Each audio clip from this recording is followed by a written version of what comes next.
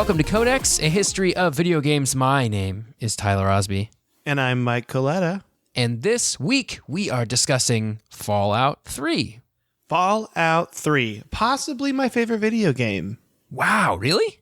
Yeah, really. I have some very nostalgic memories to it. Because we talked about Fallout 1, we talked about Fallout 2, and I was like, you know what?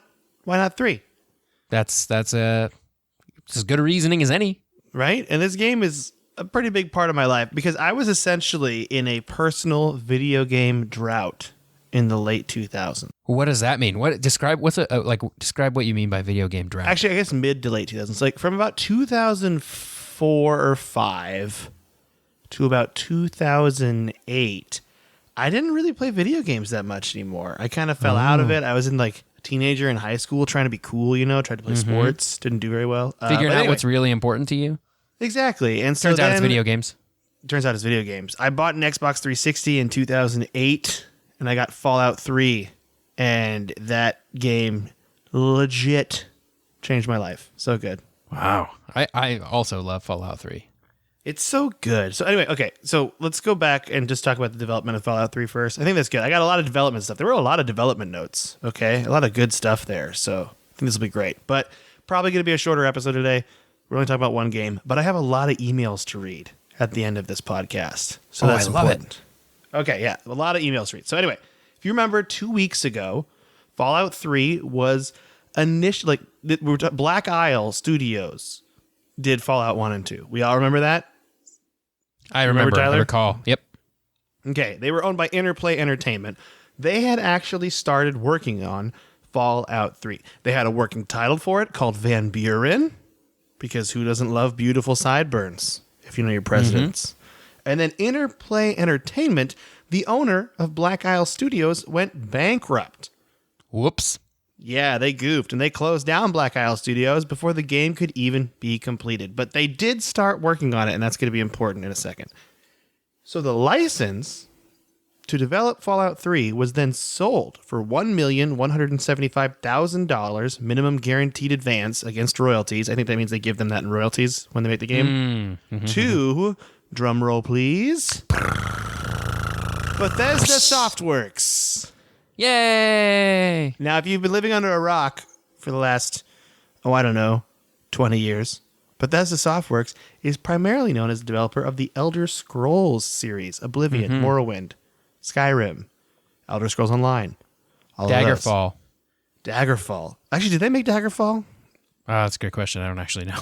I think they actually bought the rights to it before they made I think a different city made Daggerfall. But anyway, Bethesda's Daggerfall. It was, yes, according to Wikipedia. Oh, it was. Oh, you know what? Wikipedia knows everything. Bethesda's Fallout 3, however, was developed completely from scratch by Bethesda. That's a little bit like a double whatever. So they didn't use any didn't use stuff any from of the older stuff. Fallouts? They didn't use anything from the Van Buren code that was made by Black Isle Studios. They just put it away. They didn't want to look at it. But now, if you are interested in wondering, like, I want to know what Van Buren was like, don't worry, because in May 2007, a playable technology demo of the canceled Project Van Buren was released to the public. I kind of want to check that out. And that's like in the style of Fallout 1 and 2, so it was just going to be the next Fallout game in that style. Okay. That is what Fallout 3 would have been if Black Isle Studios kept going.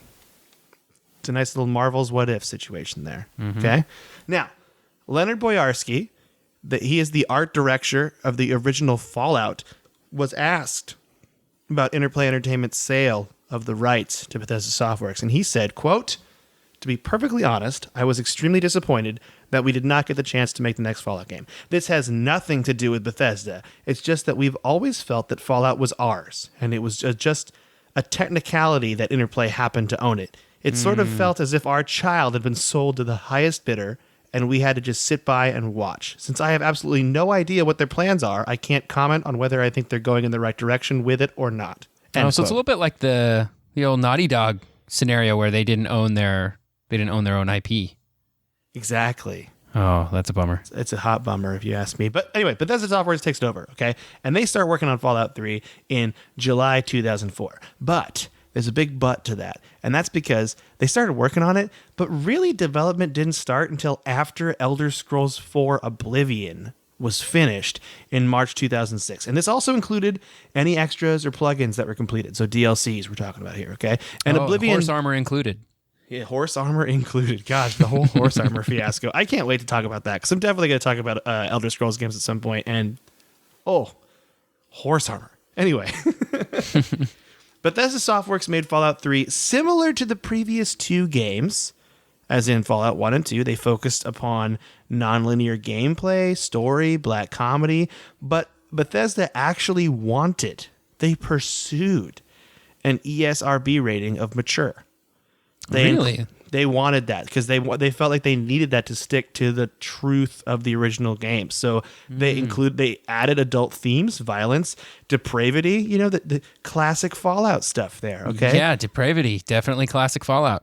They did, however, shield they didn't go in the direction of the first Fallouts as in self-referential gags. Because the first Fallouts, they joke around a lot. They make a lot of jokes about themselves. And they felt that kind of pulled people out of the game.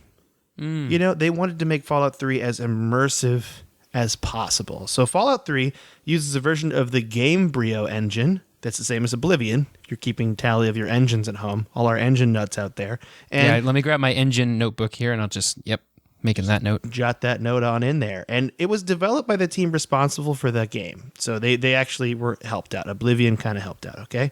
So a big part of this, like a big thing that started generating buzz, okay, was they cast Liam Neeson as the voice of the player's father. That was something that was given away early. And it was like, Liam Neeson's from Darkman? That's right. They're going to he's taken.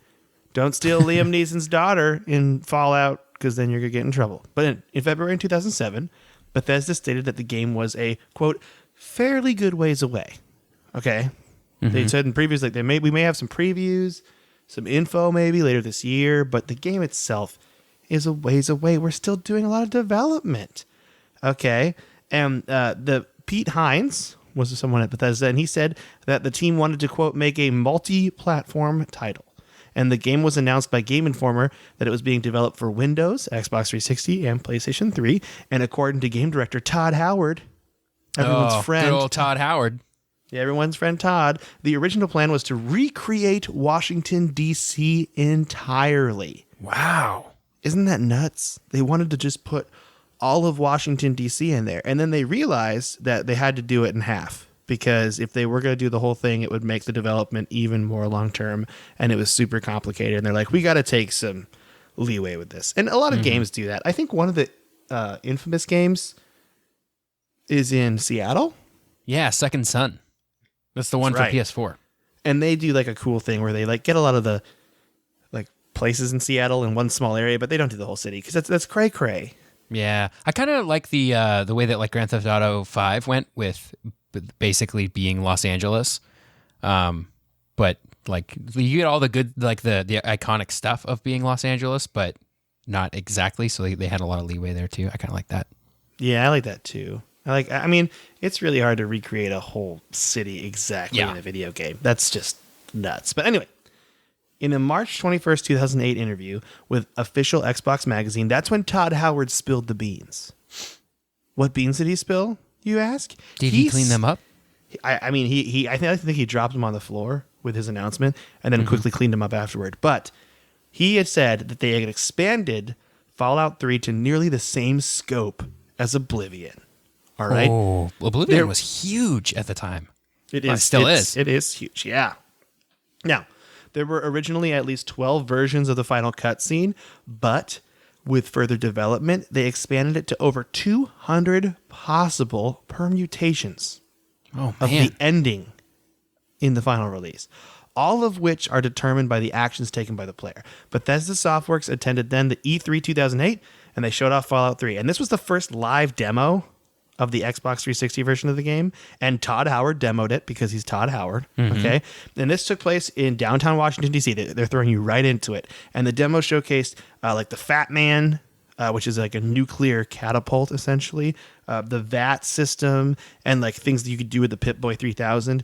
And it also showed a lot of combat with different enemies, and the demo ended when you were like getting near the Brotherhood of Steel Pentagon, and then you were attacked by the Enclave at that point. So really cool stuff. Power armor, action, explosions. People are hyped. Okay. And then Howard then confirmed, just when you thought you couldn't get more hype, that in addition to all the craziness that happened, there would be thematics about slavery and cannibalism, and it would be splatter scenes and explosions of like enemies blowing up all over the place. And he actually said the inspiration behind these scenes was the crash mode in the driving game Burnout.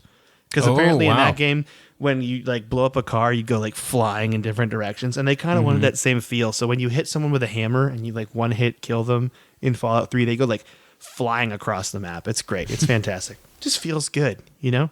Mm-hmm. Now, writing wise, and this was pretty exciting to me because I wanted to know about the writing of Fallout 3, and I kind of dug a little bit deeper into this. And so Emil Pagliarulo, he's the writer. He used to be a writer at Looking Glass Studios. Then he was commissioned by Bethesda to write for Oblivion for a bit. He actually wrote the entire Dark Brotherhood storyline. Wow. Which is pretty cool. Yeah, and he said, that's quote, a good storyline in Oblivion. It is. It's fantastic. He actually said he wrote the Dark Brotherhood storyline by, quote, for those players who have jumped over the moral fence and never want to look back, end quote. So murderers, those murderous players. But then he got in charge of writing for Fallout 3. He's actually the lead writer for Fallout 3, which is kind of cool because they didn't really have lead writers for games at that point. Oh, Especially Bethesda. Like, it was always a team of people. And he actually wrote the incipit of Fallout 3. Now, if you don't know what an incipit is, like I didn't know before I researched this, an incipit is the fancy word for saying like the intro to the narrative, the first words of the game. So in that case, with Fallout, just like Fallout 1 and 2, the incipit was read by Ron Perlman. Oh, boy. This is the famous War Never Changes War speech. Never Changes. Yep, it's just so he actually wrote that. And this was actually, it was in the first Fallout incipit in 1997. And he said that it was super important to keep that in there for Fallout 3, just to kind of keep that theme going. But he was actually asked, comparing like Oblivion, writing for Oblivion and writing for Fallout 3, he said he had to go in the complete opposite direction of Oblivion. He's like, Fallout 3 is the polar opposite of Oblivion. And here's an example of it, actually. He said, quote, being Fallout, we needed some level of profanity. Boy, you got to be careful, though. Later on in the editing pass, I did a profanity pass. I cut out half the profanity in the game. So there's even more swearing in the original script of Fallout 3. Now, music-wise and audio-wise, the actual... Oh, wait, I want to do this real quick. Sorry, I'm kind of going off book here a little bit because there's way more to this article about the writing in Fallout, and I think I should give a shout out to this cool article I read. It does a whole interview with Emil Pagliarulo, I believe is how you say his last name. It's called "Revitalizing a Heritage: The Writing of Fallout 3." It's a Gamma Sutra article that came out right before the game came out, I believe, but it's pretty good. I think people should read it if you're interested in like game writing. It was a very interesting article. So just wanted to throw that out there. Give people credit where credit's due. Yeah. You know? All right. So let's go back to the music now. Okay. The score was composed by Inon Zur, who is not a supervillain, contrary to what his name sounds like. That was a great supervillain name, right? That's the first thing I thought when I read it. Yeah. But he does not consider himself the only person responsible for the music of Fallout 3. He actually cited Todd Howard and then Mark Lambert, who was a sound designer. They really helped him out a lot to do like kind of figure out how the in-game sound should be. And he says he only made about 50%. But the cool thing about Zur, I love that's his last name. You know why I love it's his last name. Mm-hmm. He said that he conceived the soundtrack based on what the player would perceive on a psychological level, rather than what the player would see on the screen. So he wanted it to be like, I want the music to make you feel what you're thinking, you know, really like get you into it, which I thought was really cool because that does do that in the game. The music is so good for what you're watching. Did he have a hand in the picking of the radio station music, like that all that stuff? Because that's my favorite part. Yeah, he had a hand in that. And I'm going to talk about that in a second. But yeah, he definitely, I think he had a hand. I think that still covers this because he did the whole soundtrack. So he definitely helped with that, at least picking out the songs. So there was a lot of voice acting in the games, by the way. Liam Neeson, as I said, was your dad. Ron Perlman was the narrator. Malcolm McDowell was President John Henry Eden. Craig Seckler was Butch DeLoria. And Eric Todd Dellums was Three Dog. Ow! I love Three Dog. But the final soundtrack for Fallout 3 continued with the series' convention of featuring sentimental 1940s American big band music. And the main theme follows that too. There's a few other incidental songs recorded by the Ink Spots and the Andrews Sisters, as well as other artists like Roy Brown, Billie Holiday, Billy Munn, Cole Porter, and Bob Crosby. And I wanted to include that in here because we might have some 1940s big band fans out there. You know, who knows? Well, I'm certainly a bigger fan after having played Fallout 3 than I ever was. Like, I still love those songs. And like when I watch TV or just when I'm like hearing songs in that style, I get immediately taken back to the Capital Wasteland. Oh, yeah, Mojave man. Wasteland. There's just... Oh, yeah. I see. That's the thing. I didn't do Fallout New Vegas on purpose because I feel like that's yours. You need to do Fallout New Vegas because I love New you Vegas. played that game more than I did. And I know I beat it one time through. And I hadn't played it more than that, and I know you love it, and I didn't feel like I could give it justice. You know, maybe we'll do that one together. Yeah, like friends do. Is there like a co-op mod for those games? I feel like there should be a co-op mod. We could play New Vegas together. Oh, I meant we do the episode writing together, but we could also play the game together too. I mean, it's people want to know. They want to know we're working together, even though we switch back and forth because we help each other out because that's what friends do. Everybody. Yep. Everyone be a friend to each other. Okay. So now you're probably like, oh man, that's a lot of development for Fallout 3. But hey, Mike, I live under a rock. What is Fallout 3? Well, don't even worry about it because I got you, buddy. All right. Fallout 3, you can play it in either the first or the third person. I personally think it's better in first person.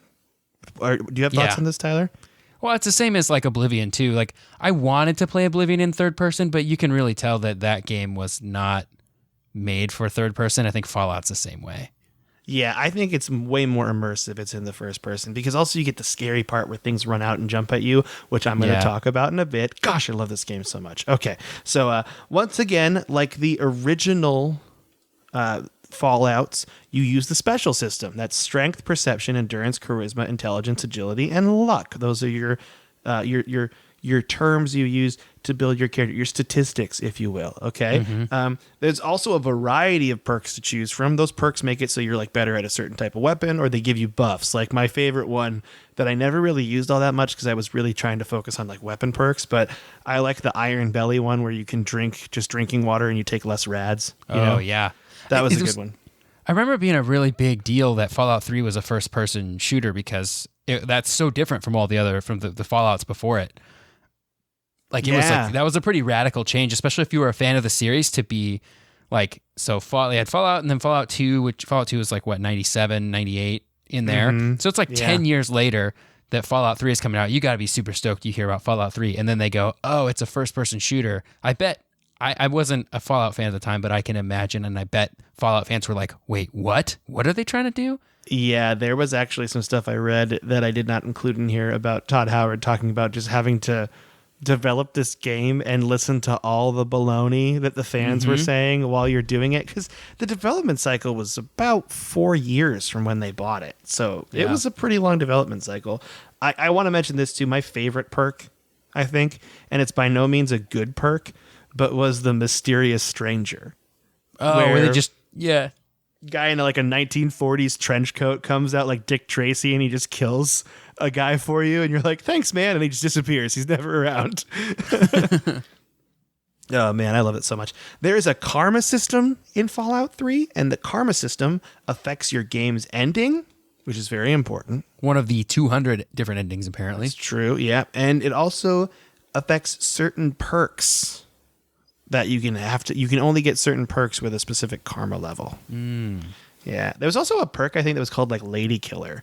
And it made you like pass more speech stuff when you talk to female NPCs. I thought that was pretty cool too. Yeah. Because they really had perks. I think it was just whatever the opposite gender of what your character was. Yeah. I think you're right. And they might have called it something different if you played a female character too, because I'm pretty sure I did, and I remember being like, oh, they changed it.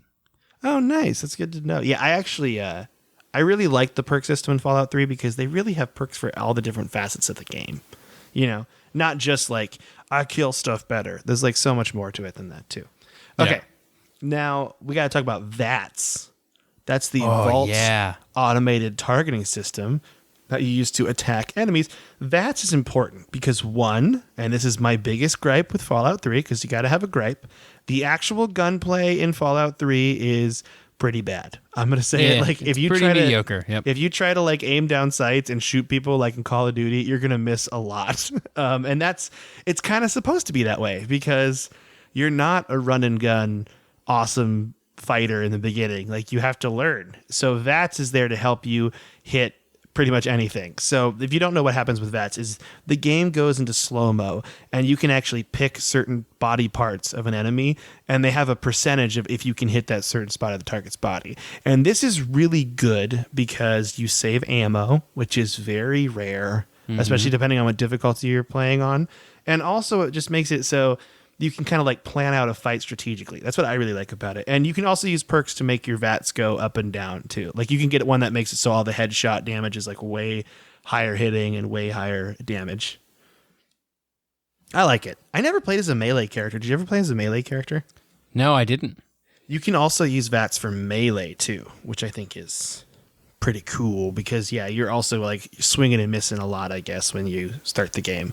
I think I've heard the hardest way to play Fallout is as a melee character with really low intelligence, and you also have it on the hardest game mode. Like that's truly the hardest way to kill stuff. Yeah, I bet that sounds really difficult.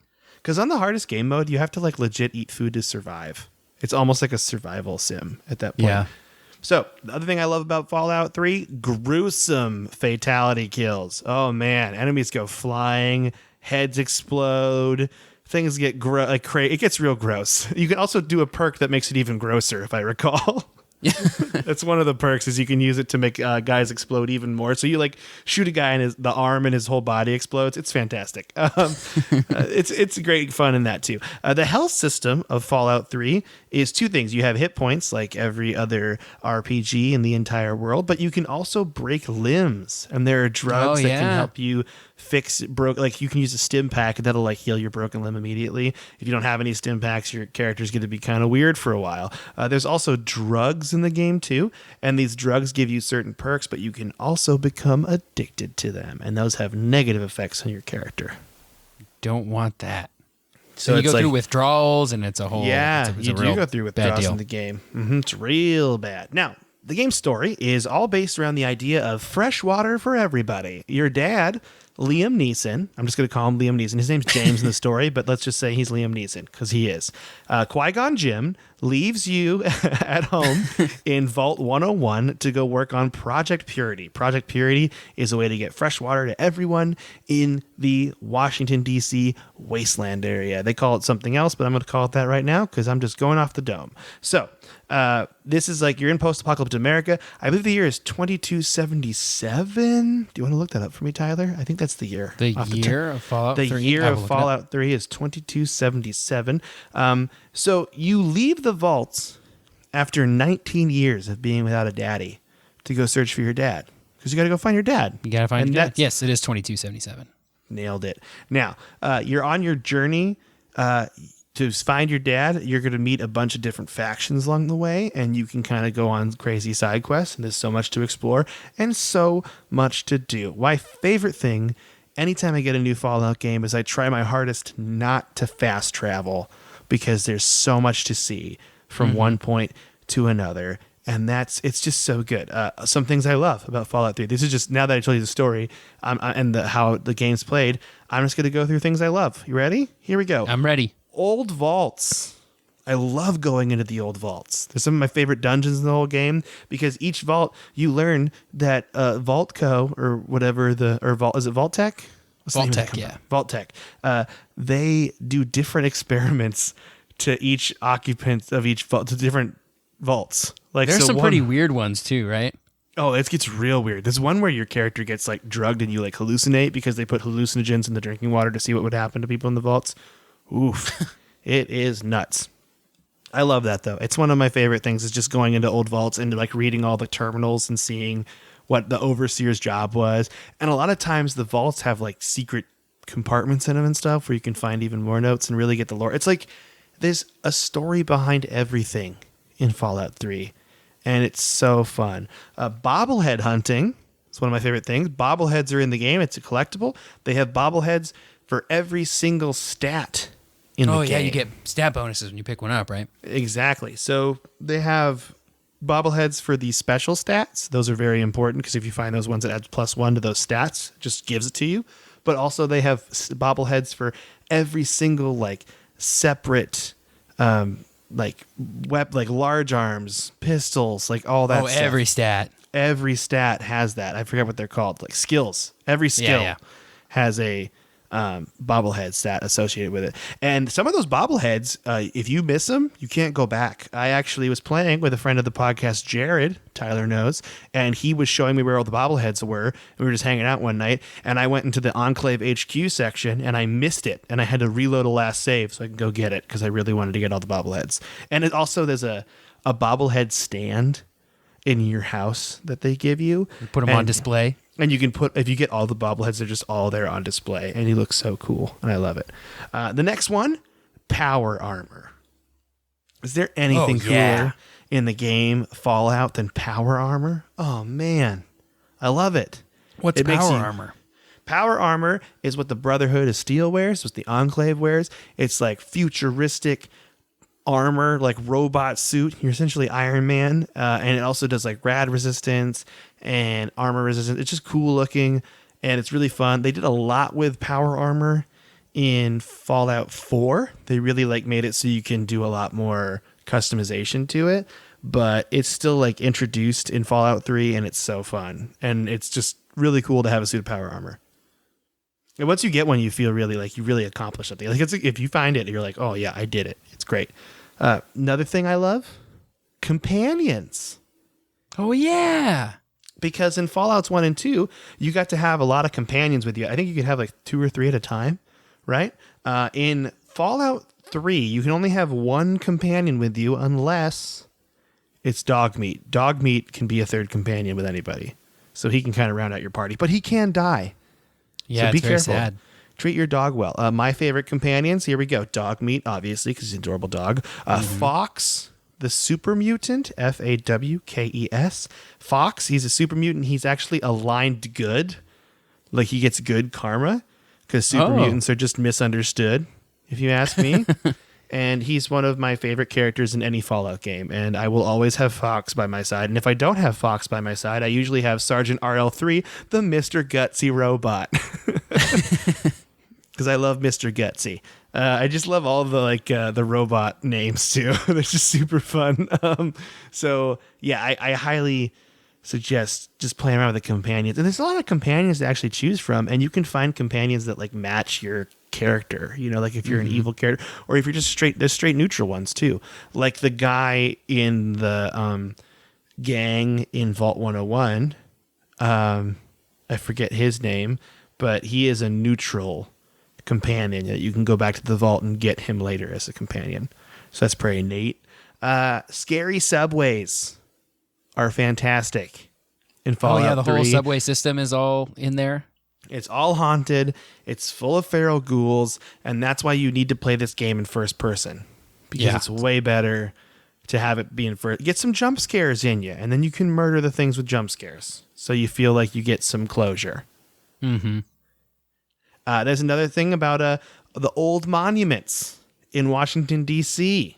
That's something like the else. Real life monuments? Yeah, they're all in there. They're all real life monuments. They're all in there. It's fantastic. You can go look at the Washington Monument, or you can go to the Smithsonian Museums and walk around. I believe you can find Abraham Lincoln's hat. I think that's a piece of armor you can wear in the game, if I recall. I found that. I never knew that. Yep, I felt really good about it. You can definitely find. It's like also something else. It's his hat, and maybe his like jacket. You can find Abraham Lincoln's. Oh, his axe. I think he has an axe. Isn't that a George Washington thing? I don't remember. Look it up. Can you look it up for me? Hold on. Yeah. Oh, wait, I'm in the Fallout wiki right now. Abraham Lincoln. He's definitely in there. He's definitely in the Fallout thing. Dedicated to Abraham Lincoln. It's Lincoln's repeater and Lincoln's axe. So he actually has a gun. Oh, that's interesting. That it has a Lincoln's axe. Isn't this the story? He doesn't have George Washington. He doesn't have. Yeah, I messed that up. He's got a repeater, like a gun. Oh, okay, the repeater rifle. Big fan though. Big fan of finding Abraham Lincoln stuff and wearing, especially his top hat. It's fun to wear power armor and then no helmet and Lincoln's top hat. You throw that out there. Just do yourself a favor. Wear that and have a good time. Okay, and think of me. So. Another thing I like about power armor, which I love. Another thing I like about Fallout 3, the enemies.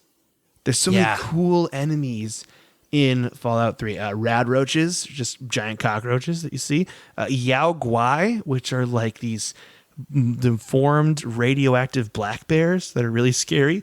They also have, of course, death claws.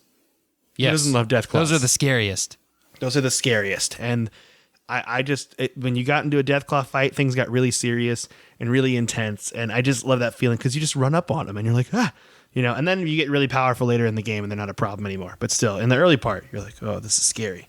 So let's talk about the release of Fallout 3. Now that I mentioned the things I love about Fallout 3.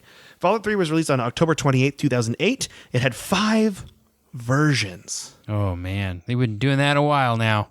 They have. 3 of those were available worldwide. So there was a standard edition with the disc and the instruction manual, the collector's edition, which had the game disc manual, making of disc, concept art, a 5-inch Vault Boy bobblehead, and it also contained a Vault Tech lunchbox. Oh, that's neat. Yeah, you can get that in Australia too, just not just the US, but in Australia. The limited edition of the game came with the game disc and manual and a Brotherhood of Steel power armor figurine. That's awesome. This was only available in the UK through the retailer called Game. It's a very simple name for a retailer. The Survival Edition includes everything from the Collector's Edition, as well as a model of the Pip-Boy 3000. Which functions as a digital clock. Yeah, the Survival Edition is available from Amazon.com to U.S. customers only. And finally, the Game of the Year Edition, which included the original Fallout 3 game, as all of the downloadable content packs. Tyler, it's sitting right next to me. The Game of the Year Edition. That's the one that came out later, right?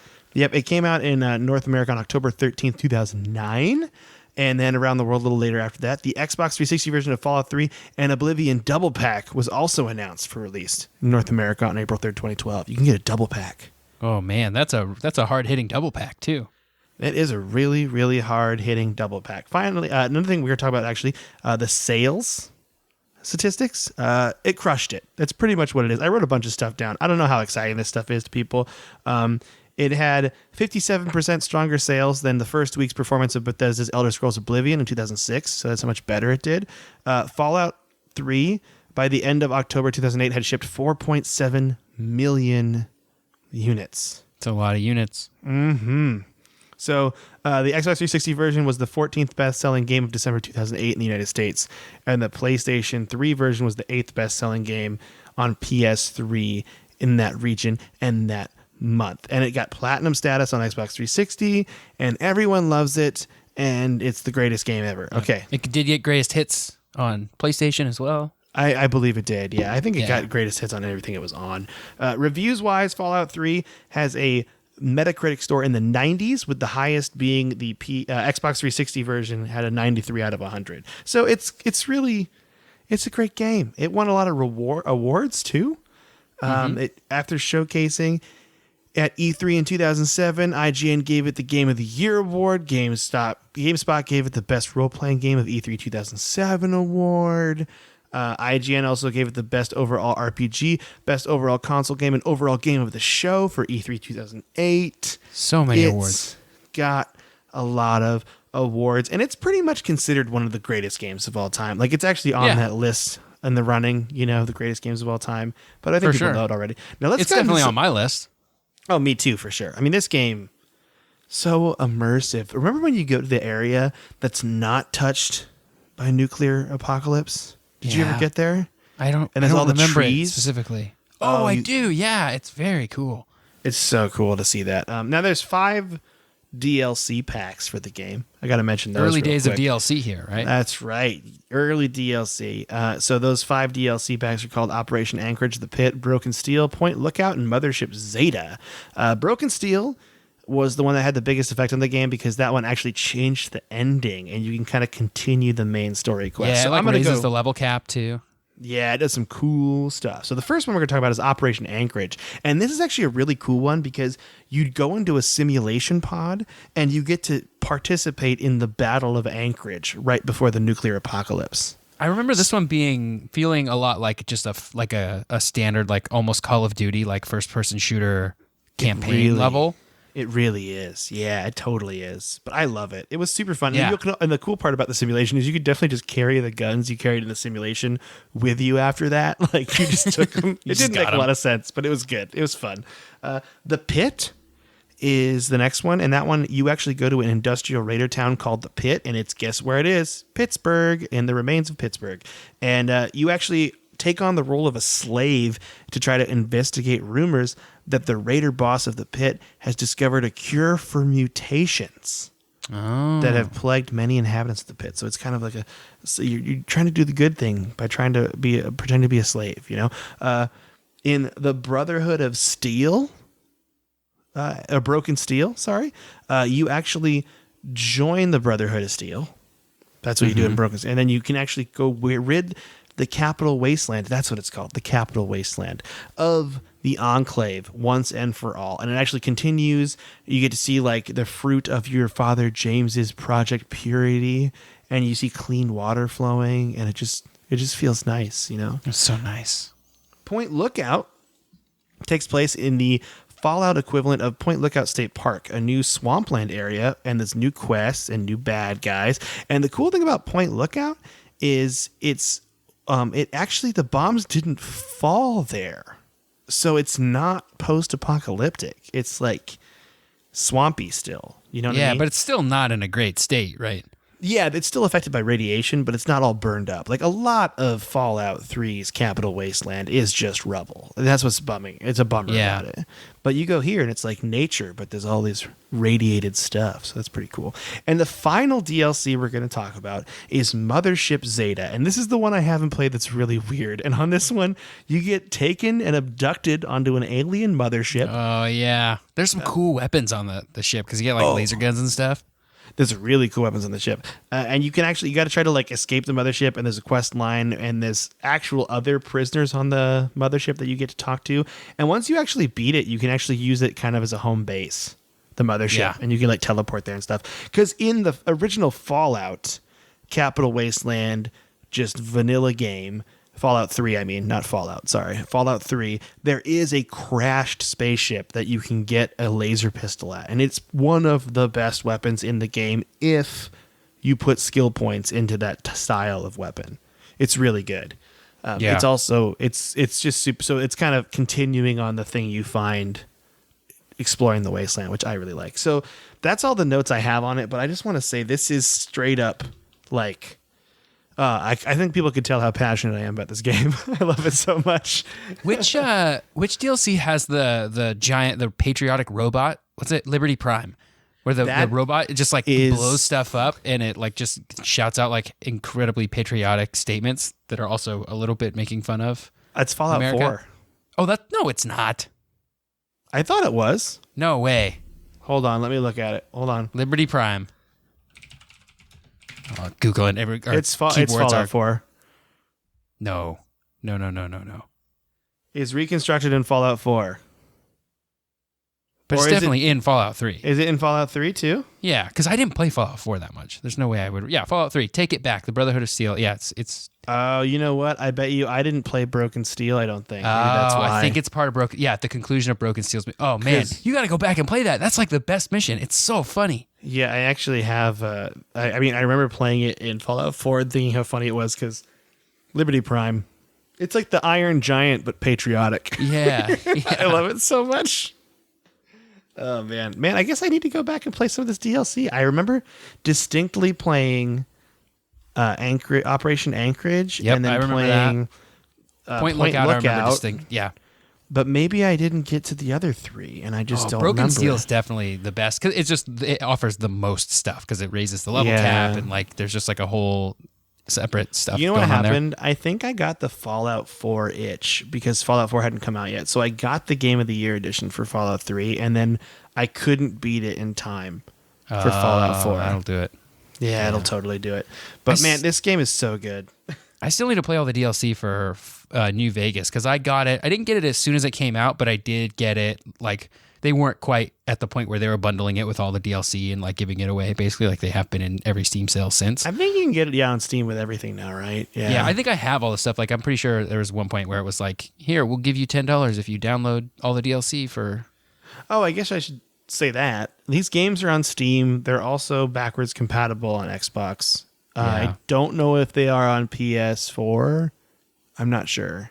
They were on Games for Windows Live. At least Fallout 3 was. I can't remember. I think New Vegas was too. And they had to get updates because when they shut that whole thing down. So you could get, I was getting achievements in Fallout 3 and New Vegas, like Xbox achievements, but they were separate versions of the game. So you could like actually play it on Xbox and then play it on PC and get double achievements. Ooh, double achievements. But yeah, you should definitely play these games if you haven't played them before. And I'm like, I say that about a lot of games we talk about on here, but this one is, if you want to get immersed into a world, this is the game for you. Or an Elder Scrolls game. Bethesda just does such a good job at that, I think. Yeah. I really loved Fallout 3 and New Vegas. 4 didn't quite grab me as much, but... Yeah, I tell everyone I did 100% achievement 4. I was really into it, but I agree with a lot of people that the building mechanic and the constant Minutemen fetch quests were a little too much. Like Oh, sorry. Oh, I just said, I mean, you can use mods to fix those, though. Yeah, I was going to say, great. I bet there's a lot of great mods out there. There's a mod that just shuts the Minutemen up. The whole point of it is just to make it so the Minutemen guy stops coming up to you. I want a mod that just gets rid of the building part, too. Well, I bet that exists. There's a mod that also makes it so you can build way bigger, which I think is pretty cool too. If you because it makes it so you can build way higher. People have built some pretty crazy stuff in Fallout 4. Anyway, that's Fallout 3 though. We did it. I feel alive. You want me to read some emails? Yeah, emails. Email time. We got a great email here from Matt in Japan. Matt's talking about game prices in Japan. He says, quote, your discussion about how much games cost in the U.S. inspired me to share about how much games cost in Japan. Unlike the U.S., which has a standard retail price of $60, games sold in Japan don't really have a standard price. The prices for games here are all over the place. Current gen games seem to fall in a range of 5,000 to 900 yen, which is about $45 to $85 US. Wow. Nintendo games tend to be on the cheaper end, around 5,000 to 6,000 yen. Yeah, 45 to 55 bucks, which seems to be attributed that they're more popular with the kids who don't have as much money, and parents are more willing to buy lower priced games for their kids. Yeah, because they're like more expensive here, or at least they're the standard $60, but they never go on sale. Never go on sale. They're always $60. Other games seem to be priced arbitrarily. More popular games like Final Fantasy, Dragon Quest, Monster Hunter, Resident Evil, and Persona tend to be around the 7,000 to 9,000 range. That's $65 to $85. While less popular games like Western releases tend to be around the 6,000 yen range. That's $55. Still cheaper than the US, by the way. Because new releases seem more expensive here, I either buy digitally from the US PlayStation and Nintendo stores, or I wait and buy them from secondhand stores. Renting games... This is one that really got to me. This is a very surprising fact from Matt. Renting games is outlawed in Japan. Wow. Thanks to heavy lobbying from Nintendo in the 80s. I believe that. They tried to do the same thing in the U.S. That's exactly what he was going to say next. And they tried to do the same thing in the U.S., but failed. Weirdly enough, you can rent CDs from stores in Japan. Strange. No, there's no like movie rentals, though? He doesn't mention movie rentals. Okay.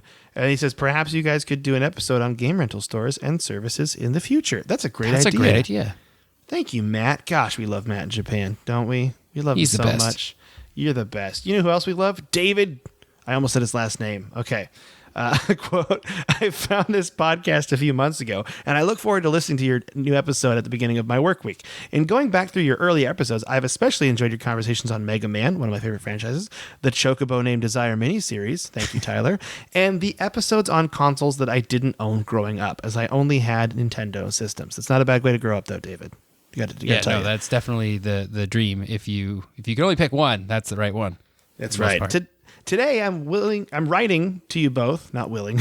I'm writing to you both to say you have piqued my interest in Fable with your recent episode. Earlier this year, I picked up Fable 1 and 2 and 3 when they were on sale on the Microsoft on Xbox One because I had always heard good things about the series from the internet and my Xbox-owning friends. I only played a few hours into Fable 1 before life got in the way and I wasn't as hooked as I thought I would be to keep investing time in this series. Your Fable episode has jumped the series far up my priorities list. That's great to hear. Thank you, David. I love Fable. Something that resonates in my memory is that each game in the Fable series didn't live up to the hype generated during each game's development. You referenced Peter Molyneux in passing a couple times in the episode, which probably refers to this. I'm curious how you felt when the games came out and or how you feel now about the three games not living up to the impressively high standards the developers set prior to each game's release. I plan on getting back to Fable 1 in the coming week. I'm glad I found your podcast, and it's always a good way to kick off a work day on Mondays. Keep up the awesome podding. Sincerely, Dave C. from Ohio, parentheses, feel free to use the name as stated. and state. So thank you, Dave C. from Ohio. To answer your question, I was super hyped for Fable 1, which made me super hyped for Fable 2, and then I could care less about Fable 3. I don't know what happened in my life. I think I hit that dead zone that I was just talking about, where I stopped playing games. That would be probably around that same time, yeah. So Fable 3 just kind of passed on by me. But Fable 1 and 2 were fantastic. Fable 1 more than 2. Fable 1 really got to me. Did you notice that, Tyler, when you said you kind of didn't really play these games? I played a little bit of the first Fable. It certainly didn't live up to the hype of the Target store manager guy that really talked that game up to me and my little brother. That's the number one memory I have when people talk about Fable. I'm like, man, that's that game that guy at Target really talked up and didn't quite live up to it. Secret shopper tried to get you guys to purchase. He was really pushing it. Yeah, he was working the electronics section, and we were definitely the only ones there. That Fable lobbyist was really going for it. He was definitely being paid by Peter Molyneux. So we actually got an email from one of my close personal friends, Nam. My friend Nam. He says, "Hey guys, love the show. Apologies if they have already been done, but how about Ogre Battle and Stardew Valley?" Wow, Ogre Battle. Yeah, so Stardew Valley, I actually talked to Nam right after he sent me this email. I'm like, dude, this sounds so businessy. Why didn't you just text me? But it was fine. Anyway, Stardew Valley, I think, is a little new still, but I really want to talk about Harvest Moon, which is what Stardew Valley is like entirely based on, right? Because Stardew Valley is kind of like a Harvest Moon Minecraft had a baby, if I'm getting that correctly. Am I getting that correctly? I think there's less Minecraft in it. I haven't played a whole lot of Stardew Valley. It's maybe there's Minecraft in the sense that it's sort of open-ended on what you do, whereas I think Harvest Moon's a little bit more directed. But okay, yeah, I haven't played enough Stardew Valley to really know. So maybe I'm just I haven't really either played it that much at all. But I do think I looked up a lot of Ogre Battle stuff after he sent this to me, and I think that's something we really need to talk about at some point, and it's going on my list of games to talk about. So thank you, Nam. Gosh, Thanks, love Nam. We should like find games that we haven't played before and do almost like we can do a history, but then also like a book club where we play these games and like then discuss our experience playing this game. That would be really fun. Now we got an email, one last email. We got 4 emails. Wow, that's crazy. Really, it's because I don't check our emails as often as I should. It's really all my fault. But this is from Steve Areno. Steve Areno, that's a great name. It is. It's how he's. Is that what it says on his birth certificate? That's probably. I mean, that's probably it. His parents seem like they're probably pretty cool. Totally cool. He says, "Hey guys, I'm a longtime lover of the podcast, listener since episode 1. Thank you, Steve Areno. Wow, since episode 1. My favorite episode so far was the Fable episode. Thank you, Steve. Nice. Areno." I almost said Steve, and I'm like, Areno. That is my favorite game series, and I love hearing others talk about the history of it. Love the fun attitude you guys bring to the table. It keeps me coming back every episode, but I would love to make an episode suggestion for you to cover the Knights of the Old Republic games. Keep being awesome. Steve Areno, I actually emailed him. We've been emailing back and forth. He knows how to cut right to the core of me because I want to do an episode on Knights of the Old Republic. KOTOR 1 and KOTOR 2 are some of the best games ever made. Yeah, I'm getting really hot take. I'm getting real hot takey tonight. I'm just feeling it tonight. Okay. I'm moving my shoulders. I feel alive. But I feel like this is for you like Metal Gear Solid. Like I love these games so much that I want to make sure Metal Gear Solid. I want to make sure I do them justice. Yeah.